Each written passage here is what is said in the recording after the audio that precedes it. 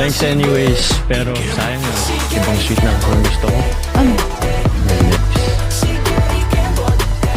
Para si Boy gamit mo sa sakyan ah.